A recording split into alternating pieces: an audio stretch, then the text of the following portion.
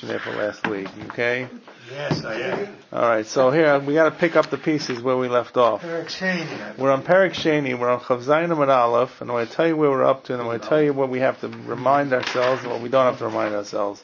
So we're on Chav Zayin and Aleph, Amud Aleph, 2, 4, 6, 8, and we're 9 lines from the bottom of the page. V'i Boi Semo, Vav Aleph, Beis Aleph, the first one on line is Rava. Rav Papa, but let me see the Ibai Semo. Yes, V'i Boi Semo HaRav Papa, correct. Av Kolno. V'i Boi Semo HaRav Papa. Okay, now, here's what I want to remind ourselves of. We had a long discussion about Tumah and Tahara, and I'm not going back there again. Okay, so, what we understood from last time, we understood, but it was based upon the fact that the whole machlokas between Abaye and Rava, whether a beged that's not made of tzemer or pishtin can contract tumah, or not contract tumah, whether it's tumah sameis, and we had discussed too much shvatzim, and that was based upon a discussion that actually goes back to Chavav Amud Bet, where, and you just take a quick look for a moment, we're going to look at 26B, and on the 4th line of the page, we're only going to do about 3-4 lines just to remind ourselves what we're going to relate to. We have a brisa, the Tani Rabbi Yishmael. Does everybody see that? Maybe it's probably your 3 or 4 lines too as well, Murph. Okay, the Tani Rabbi, in other words, we say that Rabbi Shimon Elazar is saying the same thing as Rabbi Yishmael, which is what? Ma'hi, the Tani Devei Rabbi Yishmael, seeing that in a number of places it talks about begadim, so it talks about whether it's a shvat tumas of shvatzim of coming to contact with dead insects or crawling things, not just insects, or tumas ames. And in one place it says, it talks about upar l'cha kata be'echad mehem tzemer pishtim, and it mentions tzemer pishtim, so it tells us ma lahal and tzemer pishtim, I've called tzemer pishtim. The same thing in one place is tzemer pishtim, so too every place where it says begadim is going to be about tzemer pishtim. The place where they are referring to is in chapter 13 in Bamidbar, and it says ve'abeget ki yabo neget sarat beveget tzemer o beveget pishtim. Okay, so and it mentions that again in different ways in a few places, but primarily the fact that it talks about a neged sarat and it says beged. Well, what kind of beged? A beged of tzemer, a beged of pishtim, tells me that is the type of beged that anytime it talks about beged in general, it's going to be talking about beged of tzemer and pishtim. Then we had a whole discussion, and maybe Rava says maybe that does, and any other kind of beged is going to be excluded from that law. And ostensibly we're talking about Tumah, whether Tumah Sameis or Tumah Shvatzim. And then Rava had a whole approach that said it's not really true. Maybe only the smallest amounts, shalosh by shalosh, shlosha by shlosha. And we got into a whole thing back and forth between Rava and between Abaye and between two versions of Rava, which we couldn't really have an answer. And so in fact, the last thing we left about it was that the second thing of Rava was Rava retracted and didn't say what he said. So now we're going to come with a whole different approach to say really one of them was not really Rava, one of them was Rav Papa, okay? So you want to know why in one place Rava seems to include certain begadim, in one place he excludes certain begadim. Not the same man. It's not the same guy, okay? And more importantly, the way to extrapolate ourselves from this is to also say, and here's what we're really going to focus on. We're not going to deal with the part about the Tumah and Tahara that we had last time, but the exclusion of begadim is not about Tumah and Tahara, it's for a different kind of law. So there are other laws that apply to begadim that's not just about Tumah and Tahara. And specifically we're going to talk about 2 laws. One is about kilayim. You can't mix wool and linen together. So we're going to have a discussion. Perhaps you could say that maybe any 2 types of fabrics you can match together. Right? Sounds for us it's radical because we know that we're going to reject that. But for example, maybe you couldn't match canvas and, give me something else. Canvas and burlap. Burlap is canvas. Canvas and goat's hair. Canvas and silk. Maybe I can't put any 2 types of garments together. Why? So that's what the exclusion is going to be. Seeing that Beged talks about Tzemer or Pishtim, one place, and it's really about Tumah, it's It's really about tzarat, So we're going to say that specification where it says, V'abeged ki abo neged tzarat beveged tzemer o beveged pishtim, is talking about what makes a beged, tzemer or pishtim, wool and linen. So anytime it talks about kilayim and shatnez, it's only wool and linen. That's going to be one thing. And then we're actually going to reject that in a couple lines. We're going to come to a note that deals with tzitzis. What kinds of garments do you have to wear tzitzis on? Well, I just told you. What kind of garments do you have to wear tzitzis on? Beged pishtin or beged tzemer. Right? And you really don't have to put up Torah, you don't need to put up tzitzis on anything that's not made of wool or linen. Midrabanan we do, right? It's where our confos are many times cotton or polyester or other types of fabrics. But really, the real law of putting on tzitzis is really specifically wool or linen.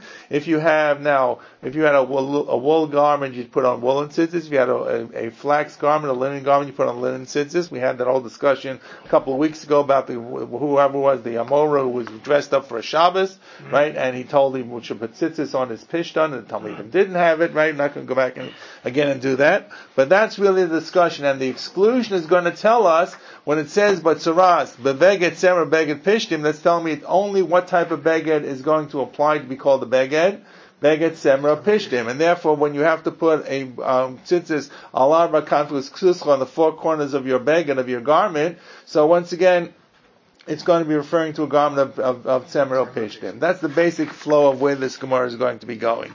And we're going to have a long discussion really about tzitzis, which is a lot better than having the discussion that we had last time, which is about tumah and tahara. Okay?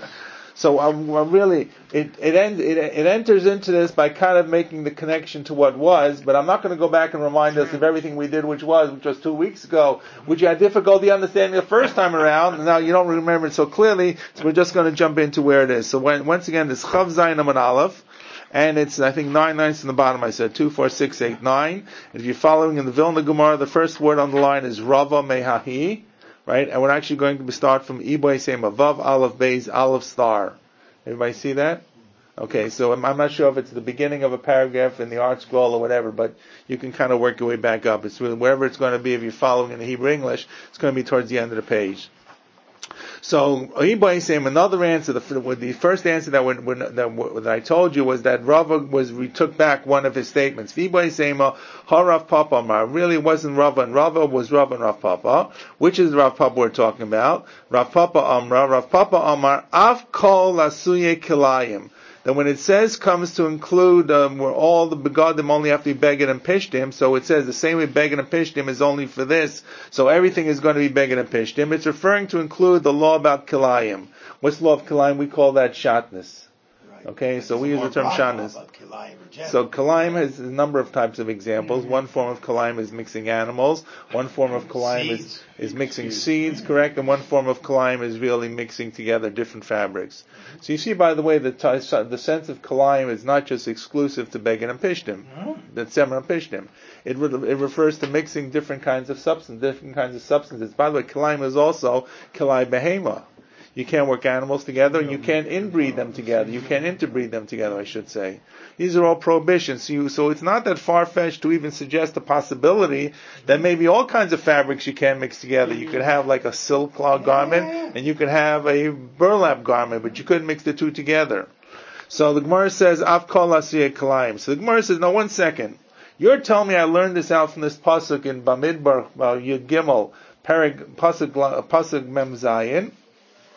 And that's really where I'm going to learn it from, which talks about tzemer and pishtim for the idea of tzaras. Actually, excuse me, it's not Bamidbar, it's really Vayikra Yud Gimel. Okay, Vayikra Yud Gimel pasuk Mem Zayin. So, but it says behedja kilayim behedja ksiv. It tells us very clearly the laws about shatnez, what it applies to. Right? I mean, shatnez is not a mystery. In Devarim, in Sefer Devarim, there are 2 psukim. It says, Lo tobas shatnez, tzemer pishtim yachdav. It says you can't wear shatnez. And we call it kalayim because it refers to kalayim in generally together, and the kalayim has many different facets.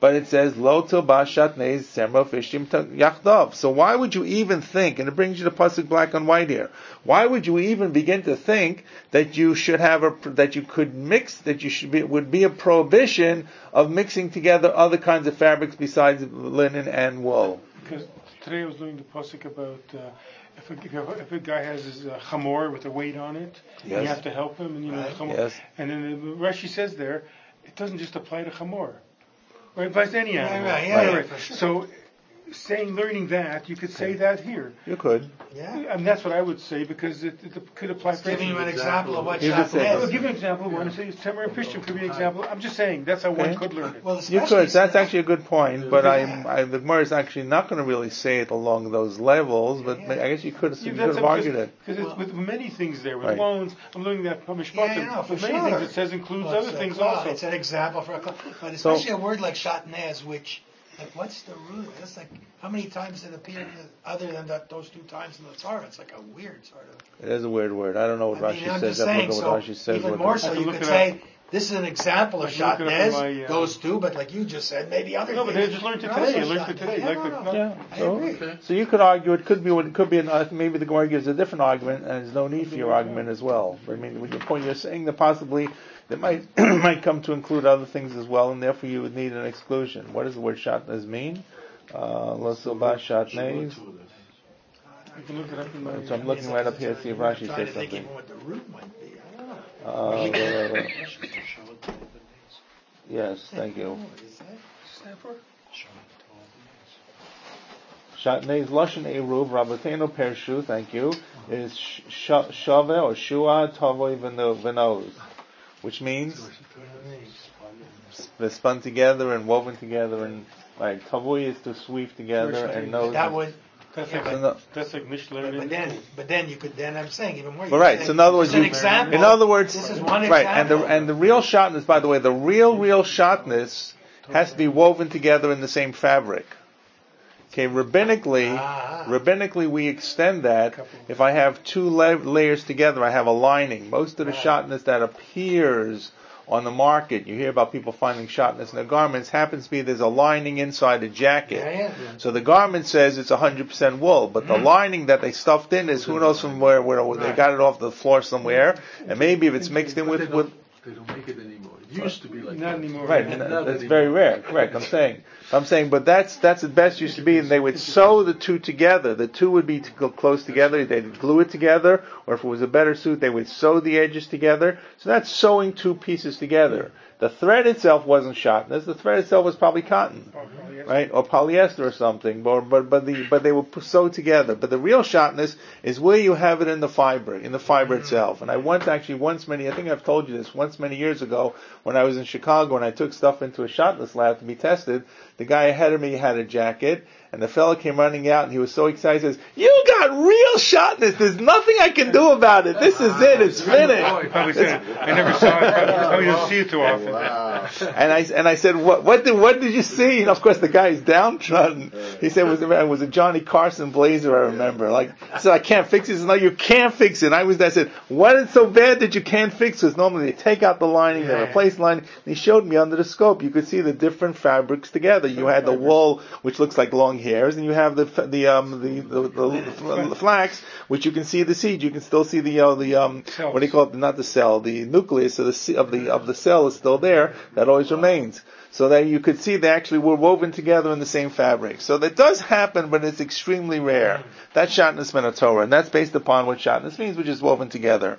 Okay, at any rate, so the Gemara says, why are we trying to get so excited about trying to get an exclusion from a different case, which is not even dealing with shatnez, it's dealing with beget, sema, pishni, it's dealing with saras and other things, but it says, lo sabah shatnez yachdav. So the Gemara says, and Archie's suggestion is good, but the Gemara says something I think even sharper. Salkadai dechamina, you could have thought, hani mili derech levisha.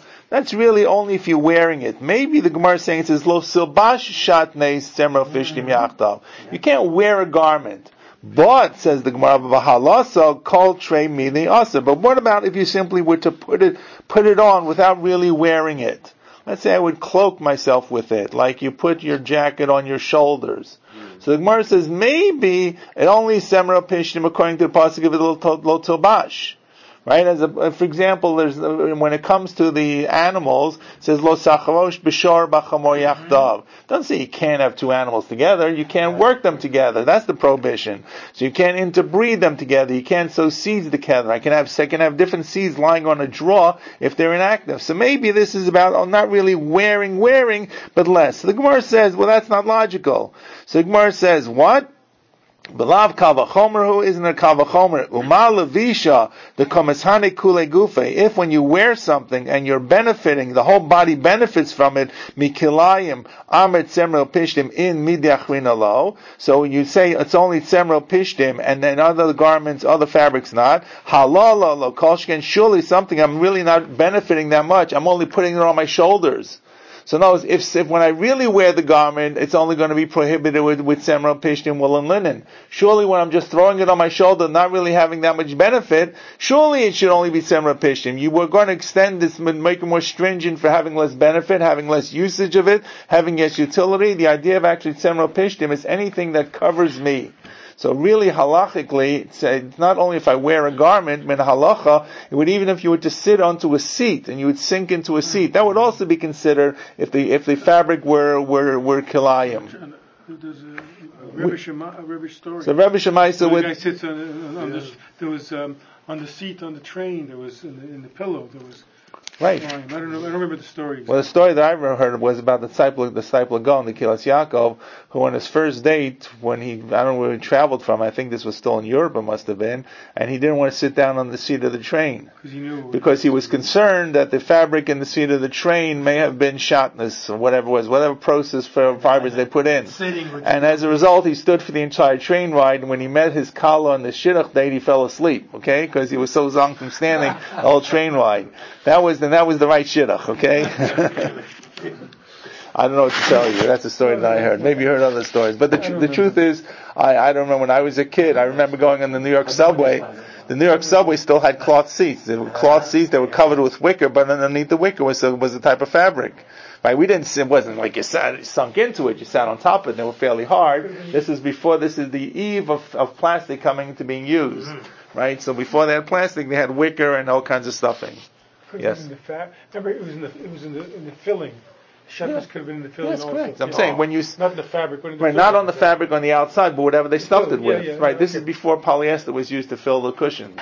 Like today you just fill it with this soft polyester stuff. What do they call it? Foam, polyester foam. Is the problem wearing or is the problem? The problem is it covers you. The problem it covers you. It warms you. It protects you.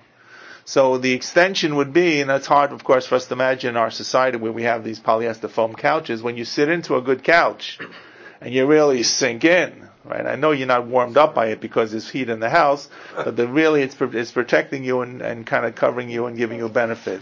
We call it relaxing, right? Machaya. But the machaya is the fact that the body is benefiting from the softness of what that is, which is the softness of, if it were, shatnez. Once again, these are issues that don't come up today. Please don't pull your couch apart just for this. You want to change your furniture, that's a different problem, but not because of this. So anyway, the Gemara says logically, first of all, the pasuk says the black and white lo tubashat neisera pishtim. So maybe you're telling me if you're not going to wear it, you're simply just going to throw it over your shoulder. Well, that's even less of a reason to extend it beyond semra pishtim. So that can't be. So the Gemara says Ella the Rav Papa. So the Gemara says, El Rav Papa Bedusi. Rav Papa is really not true. Bedusa is a very strong term. Bedusa sometimes means like a joke. Or it doesn't mean like he was making a joke, it means don't accept it seriously. It could have been actually the other variation of the nusach is barusa. Barusa means bara, what does the word brisa mean? Excluded? No, excluded, outside. Bara is outside. Mishnah is what was included, what was left out. Doesn't have to be out in the cold. Out of the codex is called the brisa. Okay? And therefore, this may have been what he said is Rav Papa we're going to leave out. It may not have been correct. Or maybe he really didn't say it this way. Maybe we misunderstood it. Or maybe it's just really not to be accepted. So therefore, Rav Papa's answer is kind of put on the side. Now we're going to move to the other choice B, the next choice, which is once again not to leave Rava out of this, because Rava had the problem about the internal contradiction. We're going to give another approach. What are we excluding? The other halacha about wearing that refers to garments is about tzitzis. Okay, Rav Nachman Yisrael Amar Af Kol. What has come to exclude lasuye tzitzis? Okay, so once again, Tzitzis is also going to be only applicable to the begadim of tzemer upishtim in Torah. The only garments that you are obligated in Torah to put tzitzis on are woolen or linen garments. And once again, I know these were most of the garments that were worn, but there were other things that were worn. There was burlap, and there was goat's hair and sackcloth, and perhaps some of that cotton may have been existing, or some kind of other kind of fabric, or silk surely existed, right? So there were other fabrics that could be worn. It may have been that tzemer upishtim, it may have been the most common. So the Gemara says once again, one second.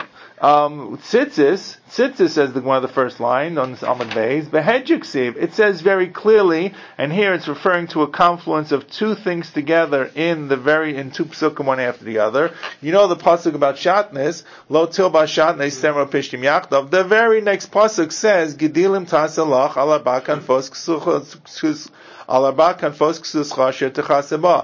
in Devarim chapter 22, verse 11, it says you can wear shatnez, which is tzemer upishtim, and then right afterwards it says you gotta put gedilim, fringes, on your corners of your garment. Well, what garment do you think it's talking about? Back to back to talking about not to wear shatnez in beged tzemer upishtim. So logic would say it's going to refer to the same thing. Uksiv gedilim tasalach. So the Gemara says, so why do I need to have an exclusion to exclude other types of fabrics, to say that if they make a garment of a different kind of fabric, I don't have to put tzitzis on? It seems the same way that shatnez should only apply to tzemer upishtim, so wearing gedilim, wearing tzitzis should only apply to tzemer upishtim. By the way, there are two places where tzitzis comes up.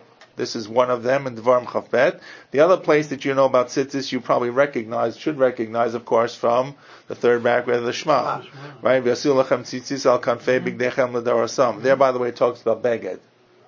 And that's actually important because that says beged there. In the pasuk that talks, I just quoted you, it says gedilim taselach, you put fringes for you, al arba kanfos ksutcha. Ksut also means a garment, but it's not the same thing as beged. So I know that covering, right. It's a different word than beged. It's a different word, but if I'm trying to learn where do I put the tzitzis on a beged, and a beged can only be tzemer upishtim, I gotta find a way to tie that into what the beged is. So first of all, the pasuk before says, Lo tzabah shatnez tzemer upishtim yachdav, so it seems only talking about tzemer upishtim. The second part that's important to know is that the other place of tzitzis, which is in Bamidbar Perik Tedvav, which you recognize the third paragraph of Shema, talks about kanfei bigdechem l'darasam, the corner of your beged. Okay, and it says that again. So at any rate, so why do I need to have a special exclusion? It seems clear that gedilim are put only onto tzemer upishtim. So the Gemara says, Kisol Kedaita Kidarav. I could have thought to be like the following statement of Rava, not the Rava about Taurus and Tumah that we done 2 weeks ago, but this statement of Rava. So I could have thought the following statement. I'm not going to tell you what it is yet. I could have thought the following comes along this drush of Rav Nachman Yitzchak to say that I'm not going to think. I could have thought like Rava that I could include certain other garments to wear tzitzis for certain cases, which we have to read from Rava. Comes along this case of Rav Nachman to say I'm not going to do that. That's the pasuk of about Neged Saras, which says Beged Tzemer, Beged Pishtim, tells me the only types of garments to put tzitzis on are garments of Tzemer and Pishtim. We're good with the flow so far? Just stay with this. So what does Rava say? The Rava Rami, because Rava himself asked the question, it says, Ksiv, it says Haknaf, it says, Al-Arba Kanfos Ksutcha, and it says Al Kanfei Bigdechem, so it says Min Knaf. It says it's going to be the corner of a garment. Uksiv tzemer upishtim yachdav, and it says you wear tzemer upishtim. So when you say knaf, what Rav is really trying to say is maybe you could have thought that maybe knaf should apply to all kinds of garments. Tzemer upishtim seems to say only tzemer upishtim. So Rava has an opinion that's different from what you know la halacha. And this is what we're not going to follow, but let's try to see what he says that he does say. How does he reconcile this? So knaf looks like it means any type of corner. Tzemer pishtim looks like it only means tzemer pishtim. Haketzad. So here's what Rava says. Haketzad. This is the fourth line. Tzemer pishtim potrim bein b'minam bein shelo b'minam. This is how he holds it. Tzemer, wool and linen, can be used for tzitzis on any kind of garment, whether it's wool or linen or silk or who knows what. But shar minim b'minam pochim shelo b'minam ein pochim. But for other types of garments, you could have to make tzitzis from the type of the fabric itself. This is an unusual opinion. We do not follow this. Do not try this at home. So in other words, if I had a canvas garment, I would have to make tzitzis only from canvas. If I had a silk garment, I'd have to make tzitzis only from silk. Okay? On the other hand, if I have tzemer pishtim, if I have tzitzis of tzemer pishtim, I can put them onto any garment themselves. Right? And in fact, when it comes to putting the tzitzis of tzemer, if I had them with real techeles, and I think we mentioned this, I could even use them as tzitzis on pishton. If I had a linen garment, and I had tzitzis made of tzemer, even though that's going to be considered shatnez, but because I have the tcheles, the real McCoy, then I can even put them onto pishton. So tzemer pishton will work for anything. Right? Whereas anything else, I can make tzitzis on them, but I have to make it from the very same fabric itself. We don't hold like that. We don't hold like that. So this is what Rava says this because he's trying to reconcile why it seems to talk about a knaf, and it didn't have to say knaf altogether. It says al kanfei bigdeichem. It says, remember the pasuk. This is the pasuk you have when you say in the Shema. Yasu lachem tzitzis al kanfei bigdeichem. So it didn't have to say kanfei bigdeichem. It could have simply said abayala benasnu al tzitzis. I know what the pasuk is. Let me just do the whole pasuk. Yasu lachem tzitzis al kanfei bigdeichem l'dor samash. Have you guys continue? Let's see if you know by heart after all these. Every day you say it every day. Benasnu al tzitzis. Hakanaf v'siyot techeles v'yelchem letzitzis uriyamosam. Right. So in other words, why did it have to simply say the second time around v'nasnu al tzitzis hakanaf v'siyot techelet? Could have simply said, and he told me vasulachem tzitzis al kanfei bigdeichem l'dorasam. You're going to put the tzitzis on the corner of your garment. The next pasuk could have simply said v'nasnu al tzitzis v'siyot techeles. Or I could have nasnu al tzitzis p'sil techeles. I'm going to put on the tzitzis the p'sil techeles, the techeles thread, which is the makar for techeles, p'sil techeles. Why not to say I'm going to put on the tzitzis which are on the knaf? So the word knaf is an extra pasuk. So therefore it comes to tell me that it's not just the regular beged, which is semra pishtim, it's going to be including other things as well. So I could have thought that we're going to follow Rava's opinion and say on different kinds of garments, anytime there's a knaf, anytime there's four corners, I have to put tzitzis on it, but the tzitzis have to be made from the same fabric itself. Comes along Rav Nachman Yitzchak to tell me, no, I have the extra limud back from Vayikra, Perek Yud Gimel, which is dealing with saras, but it says what is saras for? Beged, semra, beged, pishtim, to say that what is beged? Only semra, pishtim, and not anything else. And therefore, if tzitzis are identified al kanfei bigdeichem, the corner of your garment, beged. What's a beged? Semra pishtim. So that's what I could have. So the Gemara, let's just read through the Gemara. So after quoting Rava, because it took him 5 lines to tell you what Rava thought, the Gemara says, Salka daita karava. I could have thought like Rava, that you would even different garments, different fabrics, which are not made of wool and linen, I have to put tzitzis of their own fabric. Kamash Malon comes to tell me the extra pasuk according to Rav Nachman Yitzchak that it's not true. And that's how we paskin. So we're saying that any garment made out of anything, you need tzitzis. Right, and tzitzis have to be made of tzemra pishtim. The only type of tzitzis right.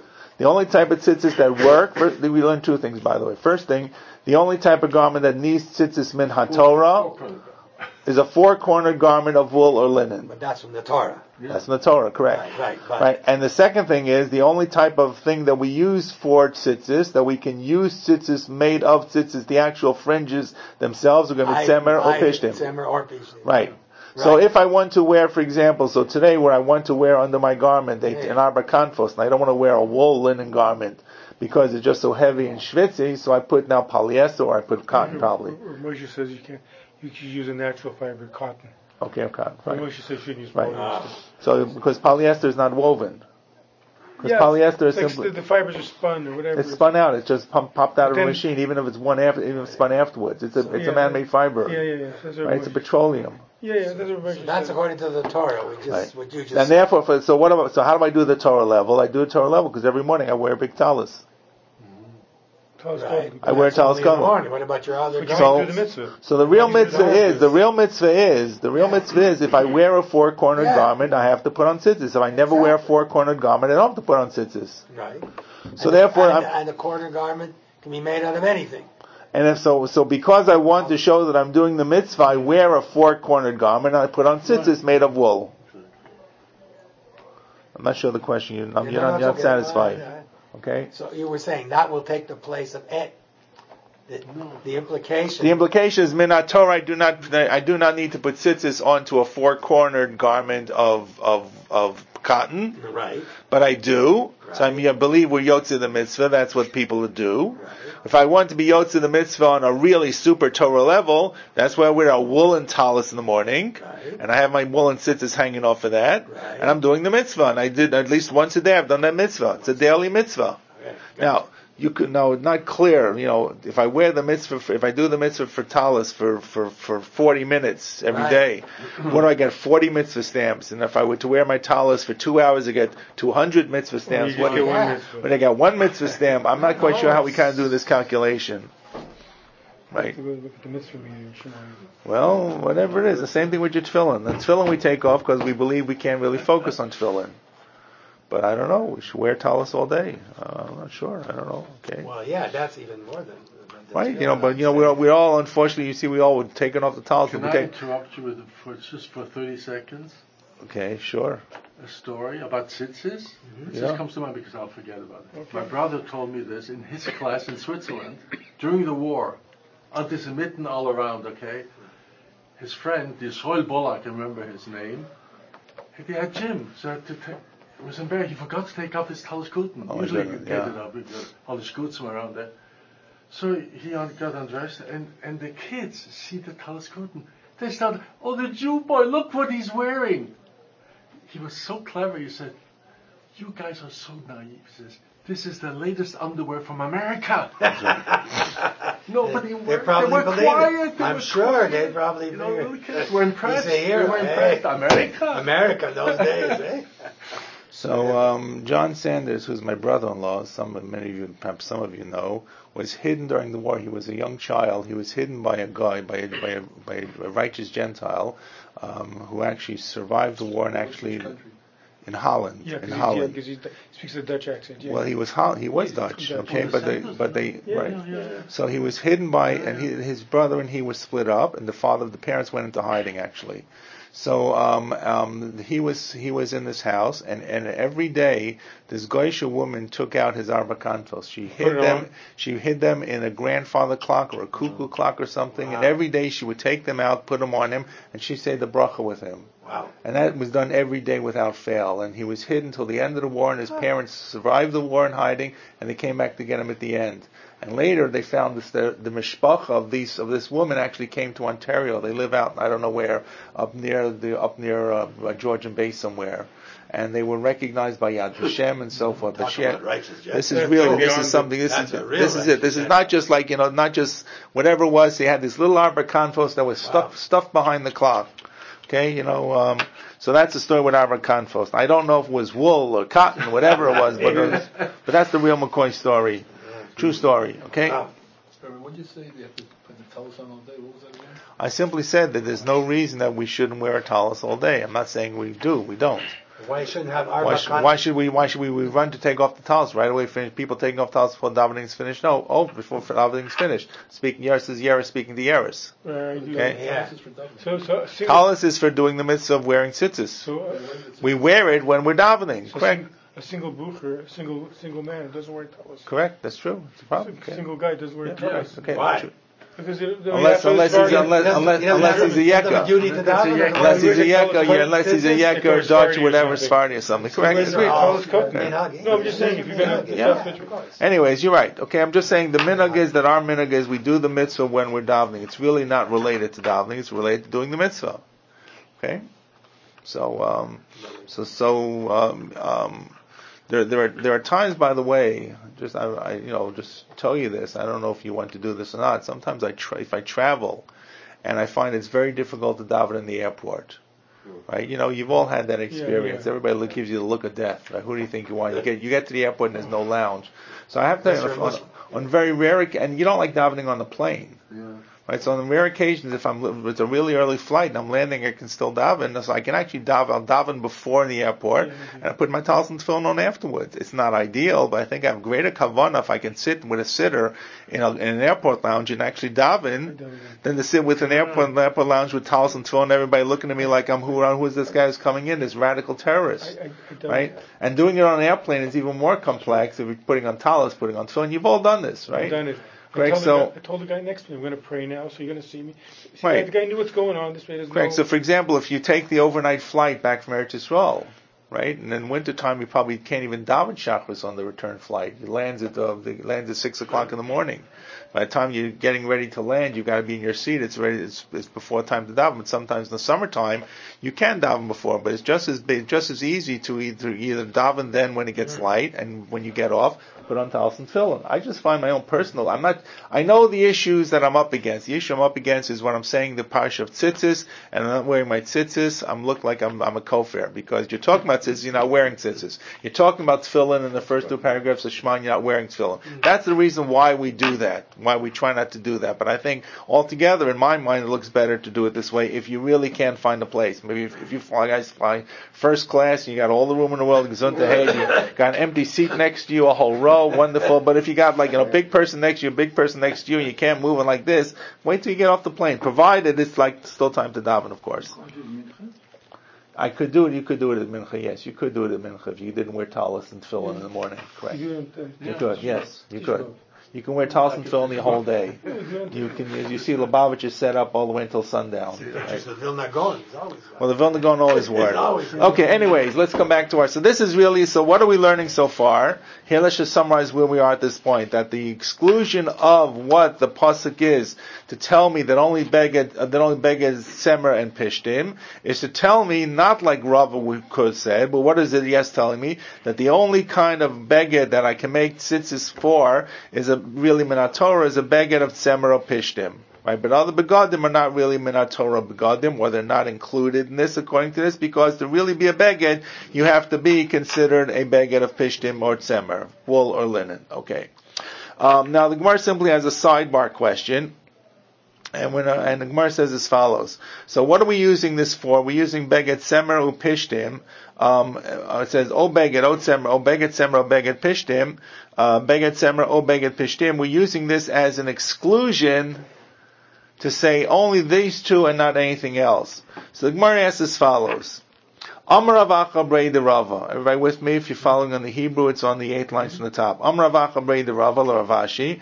L'tanan devei Rabbi Shmuel. According to this Tanan devei Rabbi Shmuel, that was the original Bryce that I showed you where the pasuk was.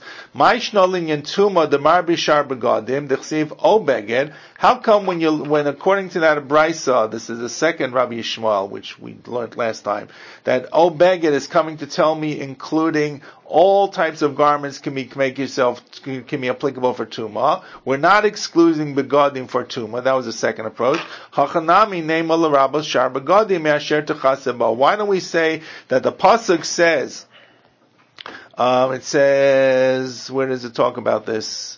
Gedilim tasalach alabra kanfos ksuscha asher techaseba. This is the pasuk in Devarim. It says you're going to wear gedilim on your 4 corners of your garment asher techaseba, that you're going to cover.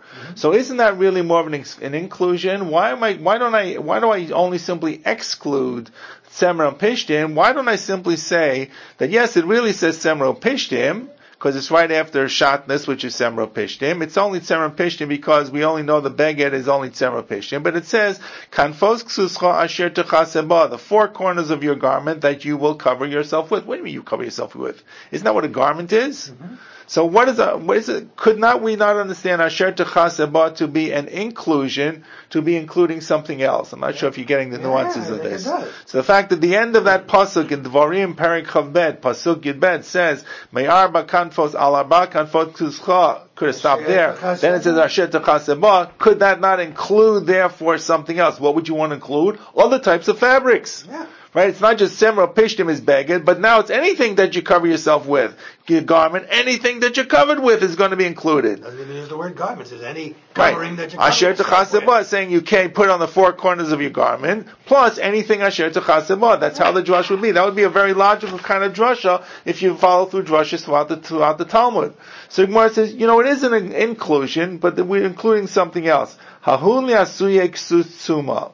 That's Huda. So that's coming to include the garment of a blind person. A blind person can't see. And what's the mitzvah of tzitzis? And you know the psukim. Uritim also, right? So after talking on once again, that's not in Devarim. That's in the Bamidbar chapter of the Parsha of Tzitzis that you say every day. That's Bamidbar, right? It says, "V'nasnu atzitzis hakanav b'sil decheles urisem osam v'yisol lachem letzitzis." I skipped the words. V'yal lachem letzitzis urisem osam. Right, urisem osam. So what are we going to say? So even if you can't see them, you physically can't see them because you don't have the power of vision, you are deprived of vision. Nonetheless, you shouldn't say that's a law that you'll be excluded from. Right? There's some laws that you can't do. For example, the mitzvah of aliyah l'regel, if you can't walk up yourself, you can't do it. Right. You have to do aliyah to regel. It says aliyah of the foot. The foot has to go. If you can't go, you can't go. That's an interesting thing. Sorry to interrupt. The whole idea was in fact to see them. In fact, don't you hold? Maybe at night you don't. So we're going to learn about the night. We're going to learn about the night. But so the blind person. It says, read them with them, and we learned at night off the words. We're going to learn that in a moment. Hold on. Guys, we're about to do that. Just hold off about this. But in other words, you could have thought perhaps that someone could be excluded who can't do the ritem also, because that's connected so intrinsically. Says that tzitzis, are you going to put the tzitzis, and you'll see them. You can't see them, you can't do it. It's not your fault. It's not a disability. You just can't do the mitzvah entirely. And in fact, that's why we kiss our tzitzis, right? We're looking at them, we see them. Now we're going to learn something else that is excluded. So the Gemara says, you could have thought perhaps lasuye. So what's that? That's not you could have thought. It is coming to teach us that it includes a blind person. Titania, because we have a braita that's found in Zvachim and Menachos. It says, Uritem oto, this is the pasuk we just quoted, Prat liksut laila. It's an exclusion for a night garment. So we learn this is actually what we do exclude. We exclude pajamas. We exclude what you wear, night robes. If the garment is meant to be worn at night, even if you have your night toga that has four corners, you don't have to put tzitzis on it. You're not yotze the mitzvah tzitzis. The garment has to be a garment that you normally wear when it is normally the time to see. Now I know we have illumination and we have lights and they always had candles and so forth, but it means the time of seeing, the time when you naturally can see things unaided by the human eye. So that's the time to wear the mitzvah tzitzis. So we don't define this basically the time when I can see. We're defining the definition of the garment that is worn when I'm normally wearing this during the daytime. You understand what this is? It's a little bit different than what you have thought. You would have thought you can only do the mitzvah at daytime and at nighttime, which is also true, by the way. Like if I get dressed at night, do I put on tzitzis? Let's say Motzei Shabbos. Like, for example, Motzei Shabbos, I change my clothes out of Shabbos clothes. I put on my Vochadika clothes. So the answer is you don't make a bracha at night. But do I put my tzitzis on or no? Sure, you put tzitzis on. It's very nice. Yes. You do? No, because I usually don't. Because you don't really have to. You don't have to. Okay. No, I don't. Right. Let me tell you by the way where this does come applicable. This is not about the time of the type of garment, but the time of day, and that is at Kol Nidrei. This is actually a very important halacha, and I think I may have said it at one point, that we start Kol Nidrei while it's still day. Yes, okay, we rush to start Kol Nidrei. Sure. Right? It's usually they said at the same time as Lich mentioned. You see everybody running in. That's really for two reasons. The main reason is because the Beit Din is being put in session for Ataras Nadarim. Right. There should be 3 people standing at the Shulchan, the Chazan and one person on each side with the Sefer Torah. Sometimes there are more people, that's fine, but at least you have to have 3 people, 1 and 2 on either side, to serve as the formal Beit Din to say Kol Nidrei, all the vows should become dissolved. Mm-hmm. So we started while it's still day. Absolutely. Right? We go through, get the majority of it done, because you can't have the basin at night. But the other part of this, the corollary of this, we put on a talus. And in order to make the bracha on the talis, and you have to make another bracha even though you put it on the morning because it's been a whole day since you wore it, so you have hesech hadas, is you have to make the bracha while it's still day. If you were to come late actually, and you were to come in after it's dark, right after Shkia, the really question whether you should make the bracha. You should wear tzitzis. Everybody's wearing a talis, right? It's nothing wrong with wearing a talis, but can you actually make the bracha on the talis? Probably not, if it's after actual sundown. So make sure you get there on time. Or some of you will say, put on your talis before you get the shul, and then you made the bracha. Okay. I'm sorry? We do Hatarat Nadarim during the day, but the Kol Nidre also serves as a form of Hatarat Nadarim. Right? No, we do Hatarat Nadarim because I'm asking for my vows. Question really, what is Kol Nidre? Well, the question is, well, I'm not going to deal with Kol Nidre. Kol Nidre is an extremely complex topic because first of all, people aren't standing in front of the Beit Din. Right, we're all staying Kol Nidre together with the Chazan. Second of all, the Chazan who is saying the Kol Nidre is asking for the vows to be taken away. Kol Nidre v'esarei, right? You chasharin lo shriim v'lo kayamin. We never really have an answer where we say yes. It has been dissolved. It's more like a request. Second of all, some version of Kol Nidre seem to talk about the future. Yom Kippurim zeh, Yom Kippurim haba aleinu. So we're trying to make sure vows don't come into play, not take the vows off that were. Second of all, it's not really speaking to me. Right, speaking to Hashem. So the whole complexity of Kol Nidre is really a whole different discussion. So yes, you should do Hataras Nadarim. But all I'm trying to suggest, we do it in the day. But your Hataras Nadarim should therefore be done during the day. I understand the question. So if you do it, whenever you do it, you should do Hataras Nadarim during the day. If you came at Marav and you want to put together a beit, then you shouldn't do it at night. That's what you're really asking. Good to know. That's another important halacha. Thank you. Thank you for making me say that, but people should be aware of that. Sometimes people want to get together in a group, and they want to make Hataras Nadarim. Don't do it at night. Didn't we learn somewhere that a Beis Din only sits during the day for capital cases? Capital cases. That's for sure. Yeah. Maybe. And for others, they don't. Ideally. That's what we learned somewhere. Correct. But the thing about night is like secret. You don't. It's also, you know what? It's not just it's night and Kol Nidre. It's also Yontiv as well. So it's also Yontiv. Can you actually dissolve vows on Yontiv? It's not a real Yontiv activity, or it's not a real Yom Kippur activity. Okay, anyways, back here. So at any rate, so what do we exclude from this? So the Tanya, Rita Motom Pratik Sut Laila. So the Gemara says as follows, just stay with the flow of the Drash. Ato Omer Pratik Sut Laila. I could have thought they were excluding a night garment. Oeno Ella Pratik Sut Suma. Maybe where I'm really just excluding, actually, we just told you we're not going to, but here's the discussion of the Drasha. Maybe it's excluding a person who actually can't see. Keshehu Omer Asher Techasebo. When the Pasuk says, and this is the Pasuk in Devarim, that you're going to cover, you're going to wear the Gedim Tazalach Alabakan Futzkuscha Asher Techasebo. That comes to tell me Techasebo Ksut Suma. That's a covering over a Suma Amor. So what am I going to exclude? Hamani Mekai Murita Moto Prat Ksut Laila.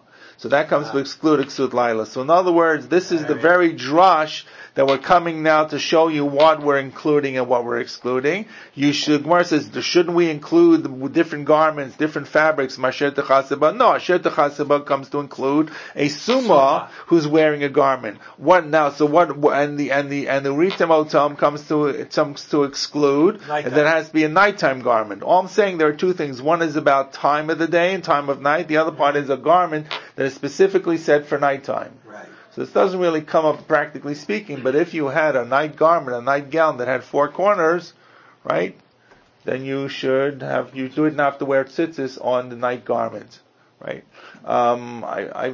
We don't do it, but the truth is when people wear like a large bath towel on the beach, right, a large bath, you put a large, theoretically you have tzitzis on it. I don't do it, you don't do it, we don't do it. Big shorts, four corners. You only wear it for, you don't really wear it, you wear it to dry off. Okay. Really whatever it is, you're wearing it to dry off. That's what a garment is. It's meant to keep you warm when you're drying off. I'm willing to bet that there are people, when they get out of the water, they put the towel on their back, right? Until they dry out, they're wearing it. It's not just to kind of towel down. Okay, it's cold. Okay, so, and for that matter, if you really want to argue it back and forth, if you go to the beach, you should be wearing your abrakanfos on the beach too. Right? Why should you take them off? The answer is it's not really a mitzvah to wear them all the time. Okay, no. We're going to keep going. Okay, let's keep going before we're out of time here. We have 10 minutes. Okay, So we know what we're excluding. We know what we're excluding. We're excluding we're excluding beged that's not semer pishtim. We're excluding that is from the person beged semer pishtim. We're excluding sut laila, which is from urita moto, and we're including from techaseba the beged of a sum of a blind person. Right. Okay. So the Gemara says umaru ital. Well, now the Gemara has just a final question. It's umaru ital about suma lo sut laila. Why did you include the suma's garment and exclude a night garment? Marbanik sut suma. Why not do it the other way around? Why not say I'm going to include a night garment and exclude a suma? Right? One thing is in, one thing is out. Right? It says a shetachaseba includes, rita moto excludes. How do I know what to include, what to exclude? Both of them seem to say I'm including something, and I'm excluding something you can't see. So what do I include, what don't I include? Why do I include the suma, why do I exclude the night garments? So the Gemara says follow, just a very simple response. Suma I include a blind person wearing a garment because everybody else can see him. He can't see, but he can be seen. In other words, visually, there is a visual impact about his wearing the tzitzis on the garment, or read the motel. So he won't see it, but other people will see him. So therefore that person is included in the mitzvah of wearing tzitzis. That is a mitzvah to see the tzitzis. But I exclude night garments which are not seen by others, because that's when the lights are off, because you're going to sleep. And then finally the Gemara says, maybe my inclusion should not be to exclude other garments. Maybe I should also include from techaseba other garments. So why am I including suma and still keeping out the other types of garments? Maybe I should techaseba means any type of garments. The Gemara says mistamar koi b'tzemer pishter mar b'tzemer pishter koi b'tzemer pishter mar b'shaber gadim. The topic it's really talking about there is semer pishtim. It says lo sabashat neis semer pishtim yachdav gedilim taselach alaba kanfot ksut-kosher techaseba. What's techaseba referring to? The kanfot ksut-kosher. What's right before kanfot ksut-kosher? Lo sabashat neis semer pishtim. It's dealing with semer pishtim. What are you trying to tell me? Include something that's not semer pishtim? It seems logical. We're talking about semer pishtim. So what am I going to include? A suma. What will I exclude from the pasuk in Bamidbar, which is the last paragraph of Shema? I'm going to exclude the laila, ksut laila. Okay. So far so good. That's that. Take a breath. Okay, now we got a short piece here. And now you gotta just look back for a moment so I can tell you this. What I got? 8 minutes to do this. It's gonna be, hopefully, get it into here. If we look back for a moment on page Chavav Amud Aleph, this is the very last 3 lines. Okay, this is how we got into the whole deal here. Okay, we got into this deal because we started talking about using a pishtim for lighting or not lighting for candles, which is going to be the topic of the next Mishnah. It's really where this comes up. But after discussing about the Mishnah, discussing about the different types of oils you can use and you can't use, so let's see. You know what? 2, 4. Let me start from 6 lines to the bottom. Sumchas Omer. Kolayotzim in habasar im adlikim ba l'shem and dogim. Sumchas hain the time. I don't want to do it. Next one. Tanya Rabbi Shimon ben Elazar Omer. Kolayotzim in ha'etz ein bo mishum shalosh ha'shalosh. This is how we got into discussion about Tumantara. Something that's made from wood, except pishtin, which is any other kind of fabric, so to speak. You can't be b'tuma. Umesachim bo, and anything that is a natural fabric from a tree, I can use for schach, except for pishtim. Right. So the two things that were said in the statement of Rav Shimon ben Elazar, one is about I can't use it for shalosh al-shalosh, I can't use it for a garment. That gets into a whole discussion about whether it excludes all kinds of garments, or only small garments, whatever about a bigger garment, which is the stuff we did 2 weeks ago, we're not going back there. And the second law is about you can use it for schach. So anything that's a natural fabric that grows naturally, organically, I can use for schach, except for Pishtan. I cannot use Pishtan for my schach. No one has ever used schach for Pishtan for schach? No flags. Good. Okay. You cannot use it. Why? So why not? I always thought it was something, any vegetable kind of thing. I can't use edible fruits. I can't use fruits and vegetables that I can eat. But a fruit tree, a piece of a branch. I can use a branch of a fruit tree. I can use corn stalks without the corn on it. Or cow corn that's not edible for humans. I can use anything. I can use an apple tree branch as long as there are apples hanging down on them. What's wrong with pishtan? Right, pishtan is these tall flax things, okay? Yeah. So in fact, they're actually extremely tall, and you'll see in the next mission, it almost compares them to trees. So, Amra Abaye. So Abaye now says, everybody with me write the two dots, Rav Shimon ben Elazar v'simcha samar davar echad. So what Rav Shimon ben Elazar said in that brisa, he said two things. One was about beged and tuma, and one was about not using schach, which you can't use pishtan with schach.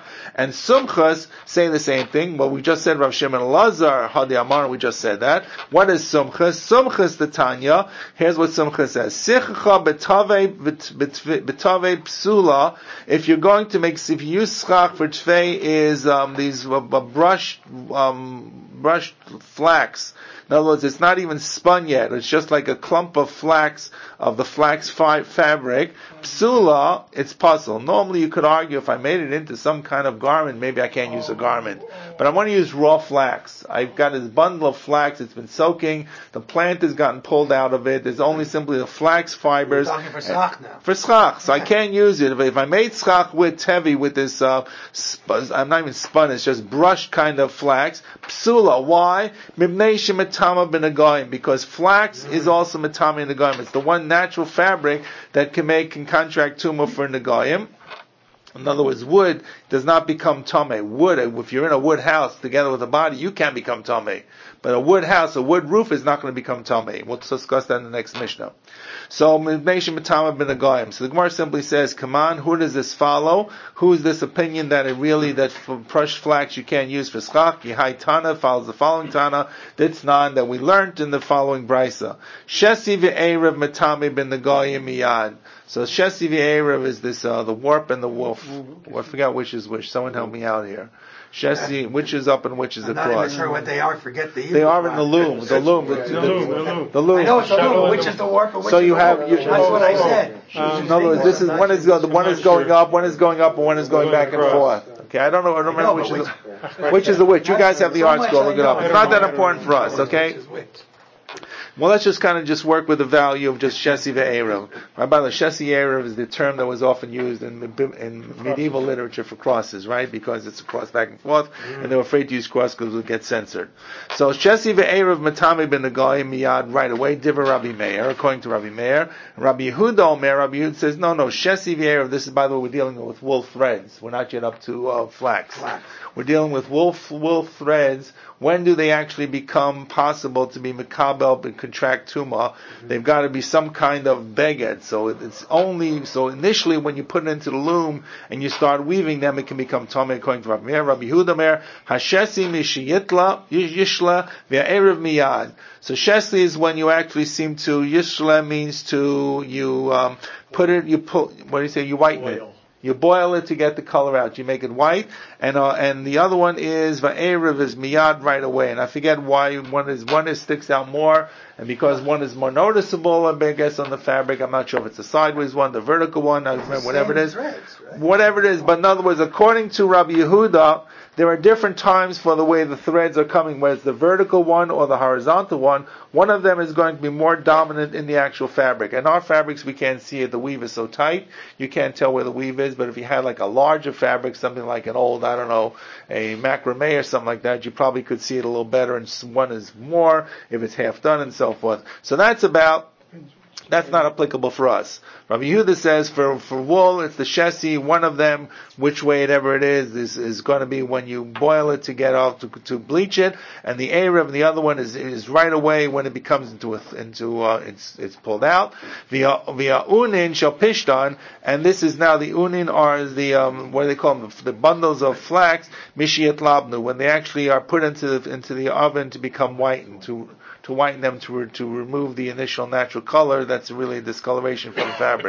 So you see once again that unin shel pishtan can become considered negayim even before they are spun into flax fibers.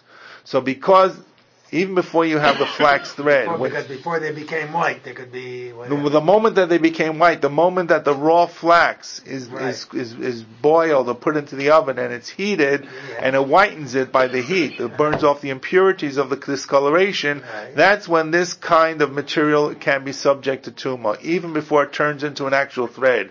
What do you see from this, Ro'im? That this is a fabric, this even before it becomes a fabric, it's still in its natural state, it's subject to tumah. And because it's subject to tumah, therefore you cannot use it for schach. Anything that is subject to tumah, you can use for schach. So to be an example, you could use raw timber.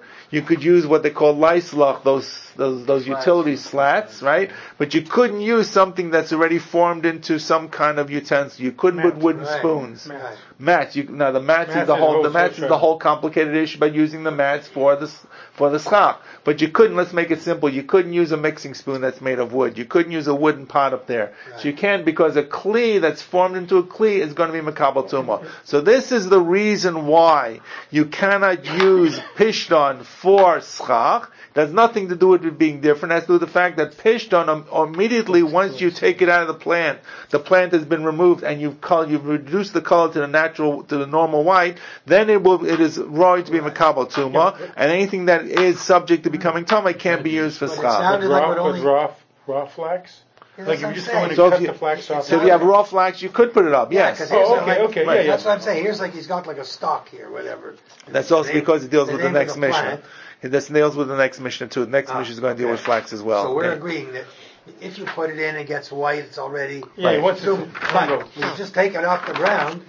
And you cut it and put it on the roof. So in other words, what Rabbi Shimon ben Elazar said, let's just kind of just do this very quickly. What Rabbi Shimon ben Elazar said, you can't use pishton for schach. And he said,